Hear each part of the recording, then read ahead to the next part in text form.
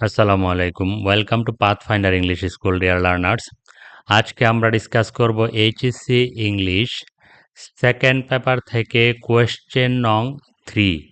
Question নং 3 হচ্ছে complete the sentences with suitable phrases or words given in the box. যে phrases অথবা ওয়ার্ডসগুলো বক্সে দেওয়া থাকে এবং বক্স থেকে নিয়ে শূন্যস্থান ফিল করতে হয়। ডিয়ার লার্নার্স, এইচএসসি ৯টি শিক্ষা বোর্ডের ২০১৬ থেকে ২৫ সালের প্রশ্নপত্র থেকে আমি টোটাল ৪০টি স্পেশাল ইউজেস অফ ফ্রেজেস এবং ওয়ার্ডস বাছাই করেছি, যেগুলো ঘুরে ফিরে পরীক্ষাতে এসেছে। এবং এটি ৪টি পর্বে ক্লাসটি নেওয়া হবে। ১০টি করে ফ্রেজ বোঝানো হবে। প্রথম পর্বে পার্ট 1-এ থাকবে প্রথম ১০টি স্পেশাল ফ্রেজেস অর ওয়ার্ডস। তার আগে আমরা জেনে নিই স্পেশাল ফ্রেজেস অর ওয়ার্ডস সম্পর্কে একটি সংজ্ঞা আমরা জেনে নিই। যেমন স্পেশাল ফ্রেজেস অর ওয়ার্ডস হলো কিছু নির্দিষ্ট শব্দগুচ্ছ বা সেট ফ্রেজেস, যেগুলো ফিক্সড স্ট্রাকচার ও স্পেসিফিক মিনিং প্রকাশ করে। এগুলোর শব্দ আলাদা করে অনুবাদ করলে আসল অর্থ পাওয়া যায় না। পুরো বাক্যাংশটি একসঙ্গে বা একসাথে মুখস্থ ও ব্যবহার করতে হয়। এগুলো একটু ইডিয়ামেটিক মিনিং দিয়ে থাকে, অর্থাৎ আক্ষরিক অর্থ প্রকাশ করে না। যেমন উদাহরণ থেকে বিষয়টি স্পষ্ট হওয়া যাবে। হোয়াটস ইউর ফ্যামিলি লাইক অর্থ হচ্ছে তোমার পরিবার কেমন। এটার স্ট্রাকচার হচ্ছে হোয়াটস বা হোয়াট ইজ সাবজেক্ট এবং লাইক এবং প্রশ্নবোধক চিহ্ন। যদি এখানে হোয়াটসের জায়গাতে হাউ বসানো হয়, তাহলে এটি অর্থ প্রকাশ করবে না, ভুল হয়ে যাবে। How is your family like বললে ভুল হয়ে যাবে। এটি হোয়াটস ইউর ফ্যামিলি লাইক অর্থাৎ হোয়াটস লাইক একটি স্পেশাল ফ্রেজ। এগুলো স্পেশাল মিনিং প্রকাশ করে এবং এগুলো সবসময় ব্যবহার হয়। এগুলো মুখস্থ থাকতে হয়, পরীক্ষাতে আসে। 10টি স্পেশাল ফ্রেজেস ওর ওয়ার্ডস এখন দেখাবো একে একে। প্রথমেই দেখাবো হোয়াটস লাইক। হোয়াটস লাইক অর্থ হচ্ছে কেমন। অর্থ খেয়াল রাখতে হবে এবং স্ট্রাকচার খেয়াল রাখতে হবে। হোয়াটস লাইক অর্থ হচ্ছে কেমন। কেমন আবার ভিন্ন ভিন্ন ধরনের কেমন জানতে চাওয়া হয়। যেমন এখানে সাধারণভাবে কোনো ব্যক্তি, বস্তু বা স্থান ইত্যাদির গুণ, স্বভাব বা বৈশিষ্ট্য কেমন। গুণ, স্বভাব বা বৈশিষ্ট্য কেমন জানতে চাওয়ার জন্য হোয়াটস লাইক বসে। পরীক্ষাতে কিভাবে থাকে?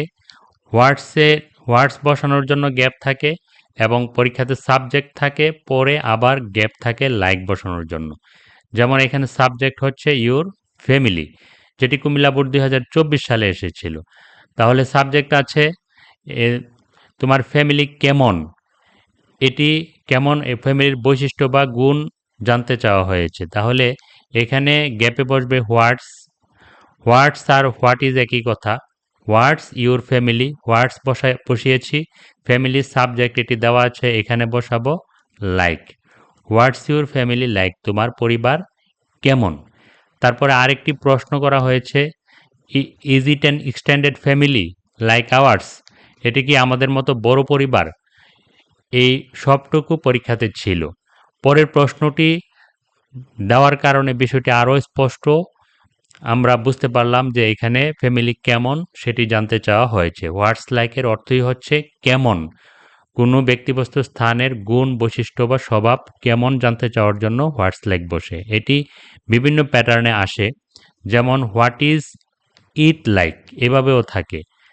হোয়াট ইজ ইট লাইক যখন থাকে, এখানে ইট হচ্ছে সাবজেক্ট, এটি সাবজেক্ট সহকারে থাকে। এটির গঠন হচ্ছে হোয়াট ইজ ইট লাইক। তখন আবার হোয়াট ইজ ইট লাইক যে গ্যাপটি থাকে বসানোর জন্য, সেখানে এরপরে ভার্বের সাথে আইএনজি থাকে। এটি বোঝার একটি উপায়। হোয়াট ইজ ইট লাইক বসবে সেখানে অবশ্যই ভার্বের পরে আইএনজি থাকবে। হোয়াট ইজ ইট লাইক কখন বসে? কোনো কাজ বা অভিজ্ঞতার অনুভূতি কেমন ছিল সেটি জানতে চাওয়া হলে হোয়াট ইজ ইট লাইক বসে।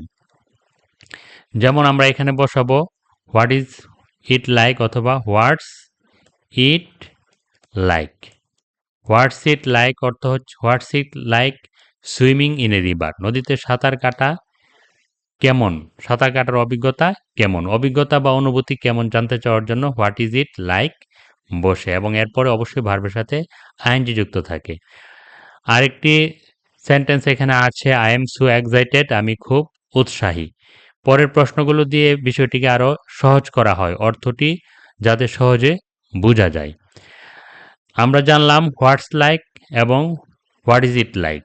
এখন জানবো what does look like. What does বসানোর জন্য গ্যাপ থাকে, লুক লাইক বসানোর জন্য গ্যাপ থাকে। হোয়াট ডাজ লুক লাইক অর্থ হচ্ছে দেখতে কেমন, সেটি ছিল অভিজ্ঞতা কেমন, গুণ কেমন, এটি হচ্ছে দেখতে কেমন। দেখতে কেমন বলতে কোনো ব্যক্তি, বস্তু বা জিনিসের বাহ্যিক রূপ, আকার, চেহারা কেমন সেটি জানতে চাওয়ার জন্য হোয়াট ডাজ লুক লাইক বসে। হোয়াট ডাজ লুক লাইক বসানোর জন্য হোয়াট ডাজ বসানোর জন্য গ্যাপ থাকে এবং সাবজেক্ট পরীক্ষাতে থাকে, তারপর আবার লুক লাইক বসানোর জন্য গ্যাপ থাকে। যেমন এখানে একটি ডায়ালগ পরীক্ষাতে এসেছিল টিচার এবং স্টুডেন্টের মধ্যে, কুমিল্লা বোর্ড 2024 সালে। টিচার বলছে, learners what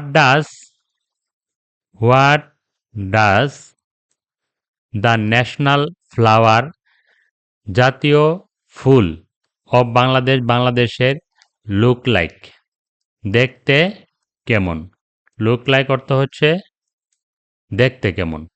what does the national flower of Bangladesh, বাংলাদেশের জাতীয় ফুল লুক লাইক, দেখতে কেমন। শিক্ষার্থী বলছে, it looks a bit like the lotus, এটি অনেকটা শাপলা ফুলের মতো। এই পুরোটো ডায়ালগ কুমিল্লা বোর্ড 2024 সালে এসেছিল।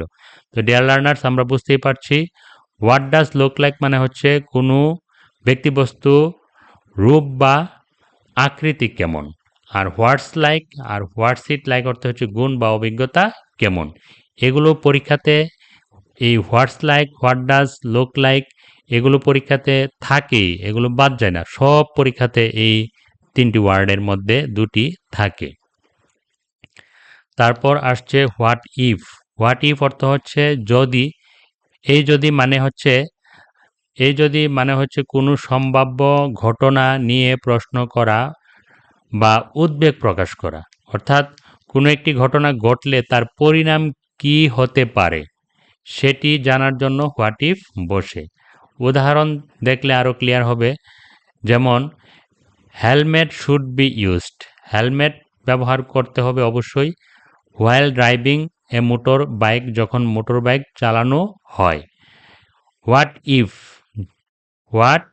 ইফ বলছে, what if you were in a bike, যদি তুমি একটি বাইকে থাকতে, and met a serious accident, এবং একটি মারাত্মক অ্যাক্সিডেন্ট হতো, তাহলে কি হতো।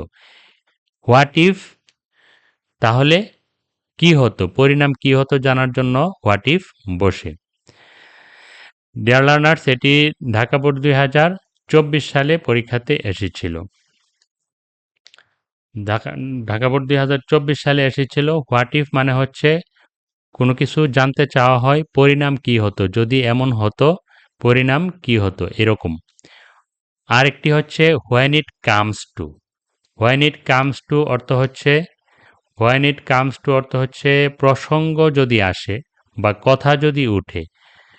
When it comes to structure হচ্ছে হোয়েন ইট কামস টুর পরে নাউন থাকবে অথবা জিরান বা বার্বের সাথে আইএনজি যুক্ত থাকবে। যেমন নিশি ইজ এ নাইস গার্ল, নিশি একজন ভালো মেয়ে। বাট হোয়েন ইট কামস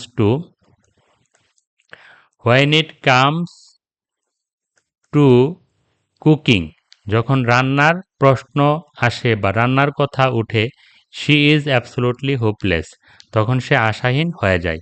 অর্থাৎ নিশি একজন ভালো মেয়ে, when it comes to cooking, যখন রান্নার প্রসঙ্গ আসে তখন সে আশাহত হয়ে যায়, কারণ রান্না সে ভালো জানে না। হোয়েন ইট কামস টু অর্থ হচ্ছে কথা উঠলে বা প্রসঙ্গ আসলে, এবং এরপরে সবসময় ভার্বের সঙ্গে আইএনজি যুক্ত থাকে। উড রেদার হচ্ছে একটি মডেল অক্সিলিয়ারি ভার্ব। এটি কখন বসে, কোনো একটি অন্যটির চেয়ে বেশি পছন্দ করা বোঝানোর জন্য বসে, এবং স্ট্রাকচার হচ্ছে উড রেদারের পরে সবসময় ভার্বের ব্যাচ ফর্ম থাকে এবং বাক্যে দেন থাকে, দেনের পরেও ভার্বের ব্যাচ ফর্ম থাকে। যেমন এখানে I would rather take an auto. আমি একটি অটো নিব, অটো বাইক নিব, then go to college on foot. কলেজে পায়ে হেঁটে যাওয়ার চেয়ে আমি একটি অটো নিব। The exam is about to start. পরীক্ষা শুরু হতে যাচ্ছে। তাহলে কলেজে পায়ে হেঁটে যাওয়া যায়, অটোতেও যাওয়া যায়। I would rather take an auto মানে আমি পায়ে হেঁটে না গিয়ে অটোতে যাব। এখানে বলাই হয়েছে উড রেদার মানে হচ্ছে কোনো একটিকে অন্যটির চেয়ে বেশি পছন্দ করা বোঝানোর জন্য উড রেদার বসে। যেমন আমি পায়ে হেঁটে যাওয়ার চেয়ে অটো নিয়ে যাব, এটিকে পছন্দ বেশি বোঝানোর জন্য ব্যবহার হয়েছে। উড দ্যাট কখন বসে? উড দ্যাট বসে কোনো উড দ্যাট কখন বসে? যদি হতো, যদি এমন হতো, অর্থাৎ গভীর ইচ্ছা বা আক্ষেপ প্রকাশ করার জন্য। এমন হবে না, কিন্তু যদি হতো এরকম আশা প্রকাশ করার জন্য বসে। এবং উড দ্যাটের পরে ভার্বের পাস্ট ফর্ম বসে যদি এটি বর্তমানের হয়। আর যদি অতীতের কোনো অবাস্তব ইচ্ছা বোঝায় তখন উড দ্যাটের পরে হ্যাড প্লাস ভার্বের পাস্ট পার্টিসিপল বসে। I am an orphan boy. আমি একজন অনাথ বালক। Would that would that my father would that my father যদি আমার বাবা হ্যাড লিভড লঙ্গার আরও বেশি দিন বাঁচতেন। তাহলে এটি একটি আক্ষেপ, ইচ্ছা প্রকাশ করা যেটি আসলে সম্ভব নয়, এরকম ইচ্ছা প্রকাশ করার জন্য উড দ্যাট বসে। যদি এমন হতো। উড ইউ মাইন্ড এটি কখন বসে? উড ইউ মাইন্ড বসে কোনো উড ইউ মাইন্ড অর্থ হচ্ছে আপনি কি আপত্তি করবেন, বিনয়ের সাথে অনুরোধ বা অনুমতি চাইতে উড ইউ মাইন্ড বসে। এবং উড ইউ মাইন্ডের পরে সবসময় ভার্বের সঙ্গে আইএনজি যুক্ত থাকে। যেমন ইট ইজ রেইনিং হেভিলি, ভারী বৃষ্টি হচ্ছে। উড ইউ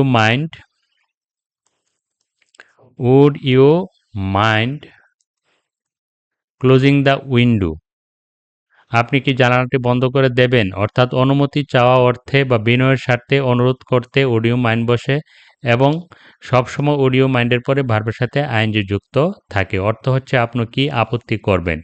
এবং এই উদাহরণটি এসেছিল ঢাকা বোর্ড 2019 সালে এটি এসেছিল। নিডন্ট হ্যাভ কখন বসে? নিডন্ট হ্যাভ অর্থ হচ্ছে প্রয়োজন ছিল না কিন্তু করা হয়েছে।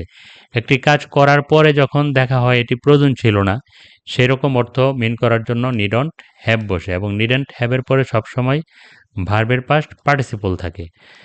এটি এসেছিল সিলেট বোর্ড 2019 সালে। যেমন আমরা সেন্টেন্সটি যদি পড়ি, we rushed to the station, আমরা স্টেশনে দ্রুত পৌঁছালাম। Lest we might miss the train, তা না হলে আমরা ট্রেনটি ফেল করতাম। But the train was late, কিন্তু ট্রেনটি দেরি হয়েছিল। We had to wait for an hour, আমরা 1 ঘন্টা অপেক্ষা করেছিলাম। আমরা দ্রুত স্টেশনে পৌঁছেছিলাম ট্রেনটি যদি না ফেল করে ফেলি, কিন্তু পৌঁছার পর দেখা গেছে কি ট্রেনটি আরও 1 ঘন্টা পরে এসেছে। তাহলে এই ক্ষেত্রে আমরা কি বলবো? We needn't we needn't have we needn't have hurried, আমাদের প্রয়োজন ছিল না। উই নিডেন্ট হ্যাভ হারিড মানে আমাদের প্রয়োজন ছিল না এত তাড়াহুড়া করার। কাজ করার পরে যখন আমরা বুঝতে পারি প্রয়োজন ছিল না তখন নিডেন্ট হ্যাভ প্লাস ভার্বের পাস্ট পার্টিসিপল বসে। হ্যাড বেটার এটি একটি model auxiliary verb. Had better কখন বসে? উচিত হবে। কোন ক্ষেত্রে? কোনো কাজ করার জন্য জোরালো পরামর্শ বা সতর্কতা দিতে ব্যবহৃত হয় হ্যাড বেটারের পরে সবসময় ভার্বের ব্যাচ ফর্ম থাকে। তাহলে ইটস এ সিক্রেট ম্যাটার, এটি ঢাকা বোর্ড 2024 সালে এসেছিল। ইটস এ সিক্রেট ম্যাটার, এটি একটি গোপনীয় ব্যাপার। We had better we had better not discuss this in public, এটি জনসম্মুখে আলোচনা না করাই ভালো। এই যে ডিসকাস হচ্ছে ভার্বের ব্যাচ ফর্ম। হ্যাড ব্যাটারের পরে ভার্বের পরে সবসময় ব্যাচ ফর্ম বসে। হ্যাড ব্যাটারের পরে ভার্বের সবসময় ব্যাচ ফর্ম বসে। লাস্ট ওয়ান হচ্ছে হ্যাভ টু, হ্যাজ টু অথবা হ্যাড টু। যে কোনো একটি পরীক্ষাতে থাকে, সবগুলো একসঙ্গে থাকে না। হ্যাভ টু, হ্যাজ টু অথবা হ্যাড টু অর্থ একই। এটি কখন বসে?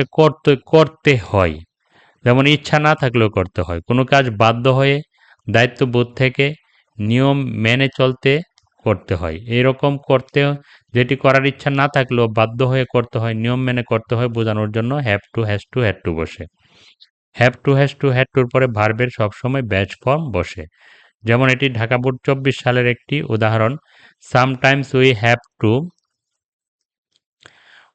টু অ্যাকসেপ্ট, মাঝে মাঝে আমাদেরকে গ্রহণ করতে হয় সামথিং কিছু, আনউইলিংলি অনিচ্ছা সত্ত্বেও, for the sake of peace শান্তির জন্য।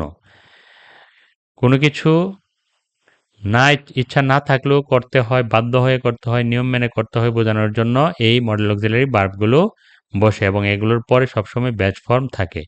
ডিয়ার লার্নার্স, এটি ছিল প্রথম পর্ব। প্রথম পর্বে আমরা 10টি স্পেশাল ফ্রেজ বা ওয়ার্ডস দেখিয়েছি যেগুলো পরীক্ষাতে এসেছিল। এগুলো থেকেই ঘুরে ফিরে বারবার পরীক্ষাতে আসে। স্পেশাল ফ্রেজগুলোর সুবিধা এটি, এর বাহির থেকে আসে না আমি যেগুলো দেখিয়েছি। নেক্সট পর্বে আমরা 11 থেকে 20 পর্যন্ত দেখাবো। দ্বিতীয় পর্বটি দেখার আমন্ত্রণ জানিয়ে শেষ করছি। ভিডিওটি যদি ভালো লাগে please subscribe the channel Pathfinder English School. Thank you very much.